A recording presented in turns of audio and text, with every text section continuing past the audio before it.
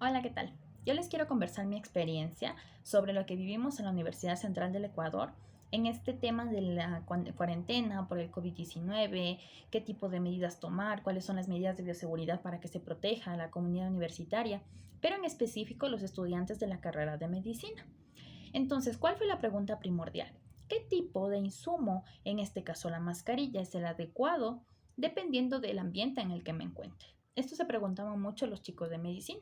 ¿Por qué? Porque existían muchas mascarillas, por ejemplo, esta que es la rutinaria que conocemos, que es una mascarilla quirúrgica de triple capa y con los resortes para el ajuste en las orejas.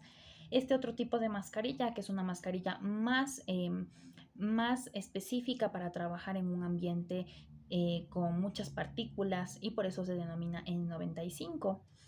Hay esta que es la KN95, que básicamente es la misma versión que la anterior mascarilla, pero es generada en Corea. Hay un montón de mascarillas que empezaron a salir artesanales, por ejemplo, esta que indica que es artesanal en su empaque y que por lo tanto no sabemos si pasó las pruebas de retención de partículas, al igual que estas que por ejemplo cuestan 40 centavos y que están formadas o que están elaboradas con tela antifluidos, lo que para el caso de estas impide mucho la respiración a la persona e incluso este tipo de mascarillas de tela que en cambio por su ergonomía, perdón, el ajuste no es adecuado. Entonces, ¿qué pasó? Los médicos, por ejemplo, de la rural, los que estaban como internos o los que estaban en sus prácticas, se preguntaban cómo manejar pacientes con COVID. Ellos, por ejemplo, tuvieron que recurrir a estos seminarios de la OMS, de la OEPS, del Ministerio de Salud, para acreditarse y poder trabajar con los pacientes positivos. ¿Qué pasó? Esto es un entorno de aprendizaje formal. En un entorno de aprendizaje no formal, muchos, en cambio, no estaban tratando directamente pacientes, pero se capacitaron, se actualizaron. ¿Mediante qué? Mediante estos webinars, mediante las charlas de expertos de otros países, de cómo estaban afrontándolo en otros lados.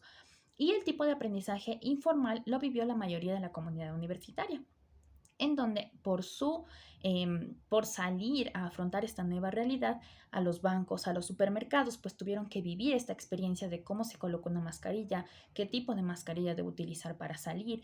Es necesario que yo utilice una mascarilla N95 para salir de mi hogar. Em, ¿Qué tipo de mascarilla me sirve para protegerme y que también puede estar al alcance de mi economía? Entonces, estos fueron los diferentes aspectos y ambientes que se vivieron en la universidad de aprendizaje en torno a este tema. Y asimismo hay un montón de temas más que se pueden tratar bajo este mismo concepto de la práctica, de que lo lleven a la práctica, de que puedan traer, por ejemplo, resultados para estudiarlos en microbiología, que es la cátedra en la que manejo. Y esto les permite tener un aprendizaje más vivencial, un poquito más ajustado pues a su realidad e incluso se acuerdan mucho más de ese tipo de aprendizaje que el aprender de memoria un conocimiento. Muchas gracias.